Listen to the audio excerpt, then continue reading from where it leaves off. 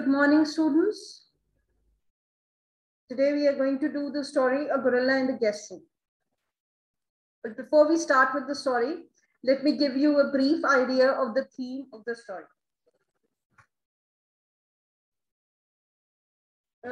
The story is written by Gerald Durrell, and he was born in Jamshedpur in India on January 30th, 1995. He was an English naturalist. Who is a naturalist?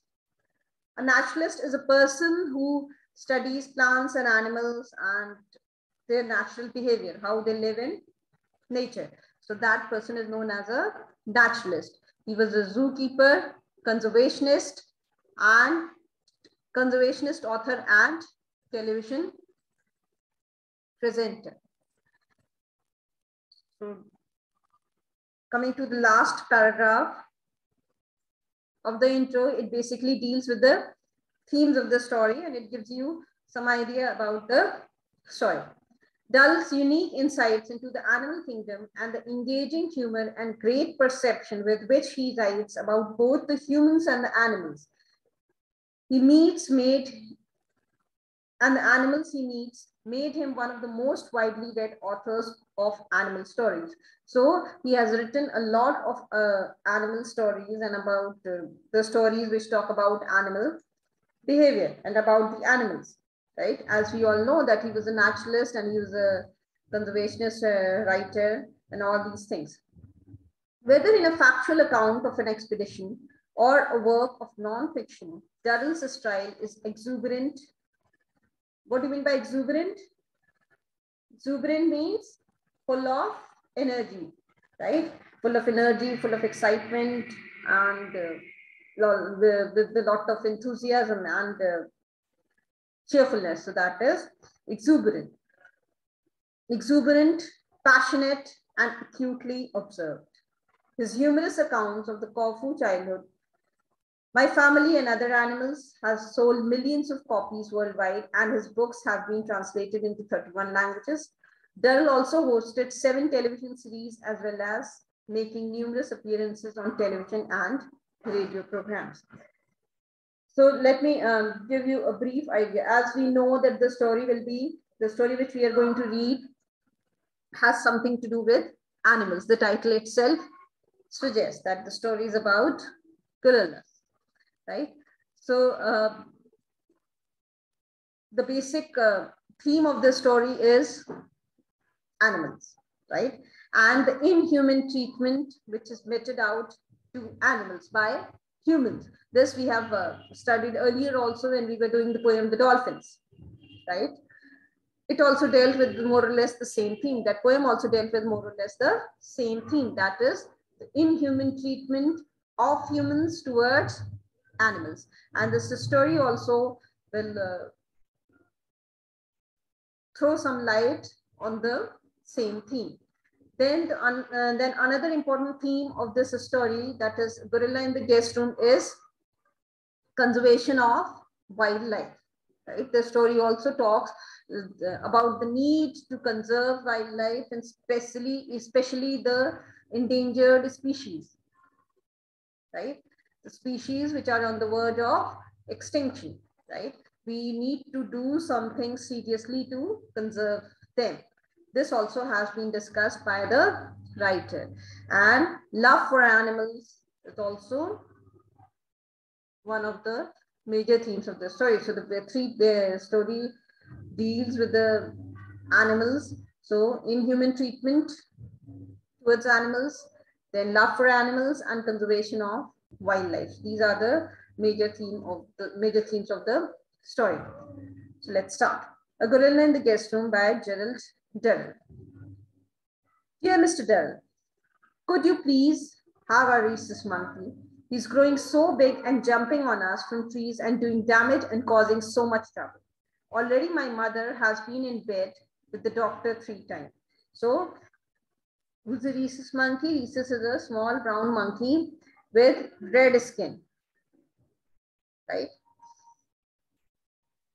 So rhesus is a type of a monkey, right? So Mr. Durrell got a letter from someone, and he wants to, the person who has written the letter, he wants to get rid of a rhesus monkey, which he must be having, right? Which he must have possessed, and he wants to give that monkey to Mr. Ter. He's growing so big and jumping on us. So because the monkey is huge and he is jumping on us from trees and doing damage and causing so much trouble. He must be breaking things all around and causing damage to a lot of property and also damage to the human beings. The particular monkey caused damage to the person who wrote, to the mother of the person who wrote the letter. Already my mother has been in bed with the doctor 3 times. Has been in bed with the doctor 3 times means the mother was injured by the monkey, seriously injured by the monkey, and she was in bed, and 3 times the doctor had to come and visit her. It was towards the end of the 2nd year that I decided that the zoo, not being well established, must cease to be a mere showplace of animals and start to contribute something towards the conservation of wildlife. So this was the opinion of Mr. Durrell.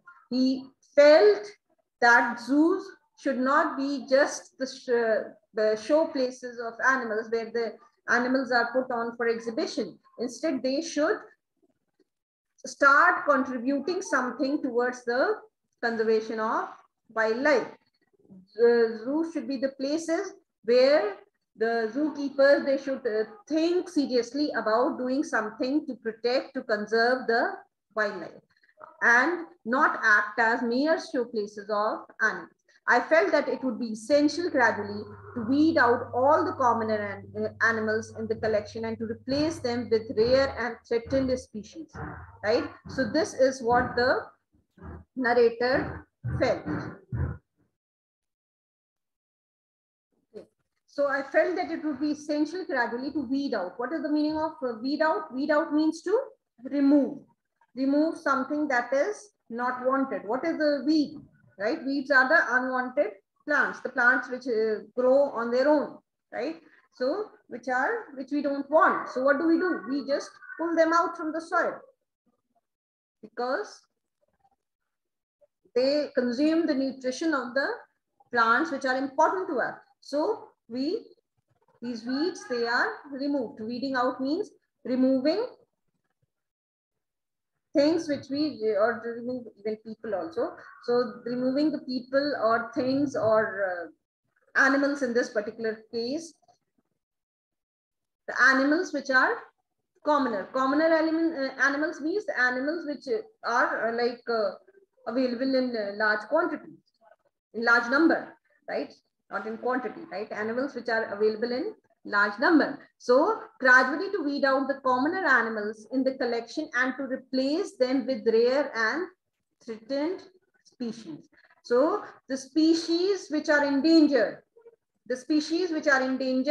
those species, those animals should be kept in the zoos, and the animals which are in large number, which are already there in large number, which are not endangered, those animals should be slowly removed from the zoo. That is species which were threatened with extinction in the wild state, right? So the writer wanted to protect the species which are endangered and to protect them from extinction, protect them from disappearing from this earth. And so he felt an urgent need to conserve them. And so he wanted that these zoos should play an important role in doing so, in the conservation of wildlife. So again, I told you the theme of the story is highlighted here, that zoos can actually help a lot, right? So instead of just acting as show places of animals, they should do something worthwhile, something meaningful to protect the endangered species and prevent them from extinction. The list of these was long and lengthy. So it was a very sorry state of affairs, right? When he started thinking about the animals and the species which are endangered, and he's decided making a list of all those animals which are in danger. He went on writing, and there was already a long list made by him. In fact, without reptiles, it filled 3 fat volumes. So many animals are endangered, right? So many animals without reptiles. Means he didn't even think of the reptiles. Forget about the reptiles. Excluding the reptiles, the list extended up to 3 volumes, 3 fat volumes. I was wondering which of these massive list of endangered species we could start with. So now, when the writer was wondering that from where to start with, from which animals we should start, what happened when the decision was taken out of my hands. Taken out of my hands means when the decision was taken out of his control, right? When taking the decision, when this job of taking the decision was taken away from him and somebody else decided on his behalf. An animal dealer telephoned and asked me if I wanted a baby gorilla. So how was the decision taken out of his hand?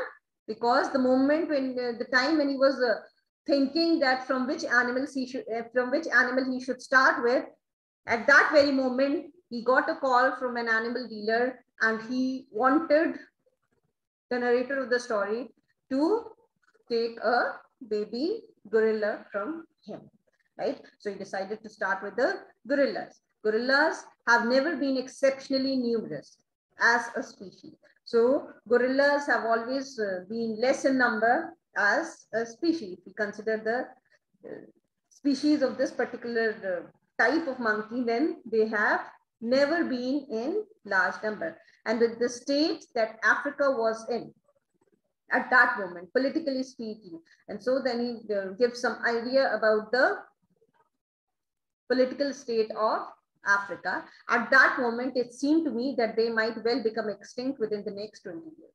And with all the political situation which was there, and with all the politics which was going on in Africa, right? With the state of the politics in Africa, the narrator believed, or writer believed, that very soon they will become an extinct species. Seemed to me that it very soon means in next 20 years, they will almost become extinct. Newly emergent. So now he has given a brief description of the government. Newly emergent governments are generally far too busy proving themselves to the world for the first few years than worry much about the fate of the wildlife of their country. So why he felt that very soon gorillas will become extinct? See, they originally belong to Africa, and then see, a government has to take interest in the wildlife. But what was the present scenario in Africa as far as the politics was concerned? The present condition was that the government was, a new government was formed. And what happens whenever there is a new government? The new government is way too busy in trying to prove themselves to the world than to think about the wildlife and the protection of the endangered species and the species which are on the verge of extinction. They don't have time to think about the wildlife and protecting the gorilla. The new government will not think of protecting the gorilla. The first job which they have in hand is to prove themselves to their countrymen and to the rest of the world. So by that time, it will do much more damage to the fate of the gorillas in the country. And history has proved time and time again how rapidly a species can be exterminated, even a numerous one. Exterminated means wiped out, killed, right? So then the narrator says that time and again, history has proved that even a species which is in large number, that can also be wiped out, completely removed from the planet Earth if it is not taken care of, right? If we don't take proper care, if about conserving that particular species, right? Then what will happen? Even a numerous one, a species which is in a large number, that also can be extinct or completely wiped out from the earth. So the gorilla had been high on my list of priority. And because of these reasons, the reasons which he has given, right? The first reason was the state of government in Africa, right? And then the realization of the fact that even a species which is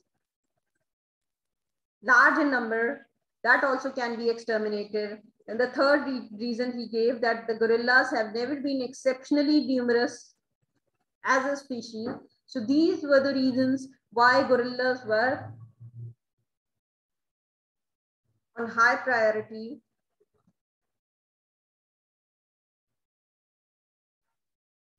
for wild gorillas were very important to the narrator. I was not convinced, however, that the dealer in question was really expecting a gorilla. But the next thing was, the narrator, the narrator, that is Mr. Dirrell, had his doubts. Why? I was not convinced, however, that the dealer in question was really expecting a gorilla. So though the person who called, the dealer who made a phone call to Mr. Dirrell, he said that he had a gorilla, but again, he had his own doubts. The narrator had his own doubts, right? Because it's not, the dealers, they didn't have that much knowledge to be able to differentiate between the different types of monkeys. In my experience, the average animal dealer can with difficulty distinguish between a bird, a reptile, and a mammal. But this is about the extent of his zoological knowledge. So what the narrator thought about an average animal dealer was that they find it difficult to discriminate between a bird, a reptile, and a mammal. With great difficulty, they are able to differentiate between a bird, reptile, and a mammal. Right? So he had his doubt, right? That is, he felt that maybe the monkey which he was talking about may not be a gorilla. It might be a chimp also. It might be some other species also, right? So he was not very sure of. He had his own doubts. So, but then he thought that it depended on his zoological knowledge. I felt that it was more than likely that the baby gorilla would turn out to be a baby chimpanzee. So he thought that the monkey which he's taking to be a gorilla, the dealer, which is the monkey which he's thinking of to be a gorilla, when I go and when I see that monkey, it might be a baby chimpanzee. However, I could not afford to turn the offer down in case it really was a baby gorilla. So though the writer had his own doubts, but still, just because of his doubts, he couldn't turn down the offer, right? So he thought that first I need to go there and check out. How much are you asking for it? And then he asked the dealer the price which he was expecting for the baby gorilla. How much are you asking for it? I inquired, and took a firm grip on the telephone. And then he held the telephone tightly, waiting for the dealer to answer. 1,200 pounds, said the dealer. So the dealer said that I'm ready to give you baby gorilla for 1,200 pounds. A brief vision of my bank manager's face floated before my eyes, and I repressed its turn. Repressed, it means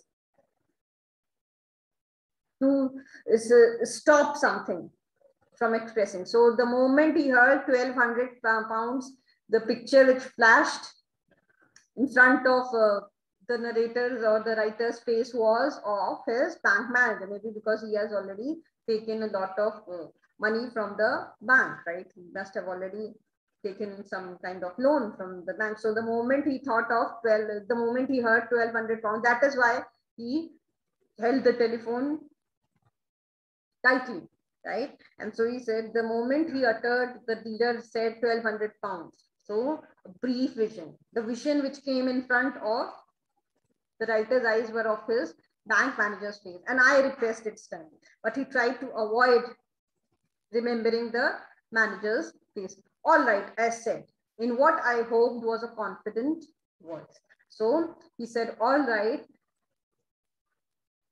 trying to sound as confident as possible. I'll meet you at the London airport, and if it's in a good condition, I'll have it. So he said that I'll meet you at the London airport. I'll see the gorilla, and if the gorilla is in a good condition, if the gorilla is a healthy one, I am ready to buy it. I put down the telephone to find Jackie regarding me with the basilisk. Basilisk means it's like a creature like a snake, right? Which can, it's an imaginary creature, right? You must have seen it in fairy tales and all, read about it in fairy tales and all. It's like a snake, and it can kill you, kill people by looking at them or breathing on them. So it's a imaginary thing. What are you going to have? She inquired.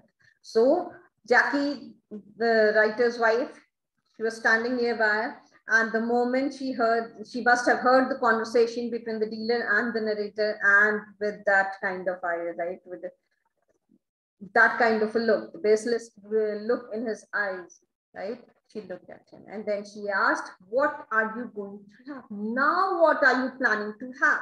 Wanted to know. I think we should end the class here because it's almost time, and we'll continue further on the next time. Thank you.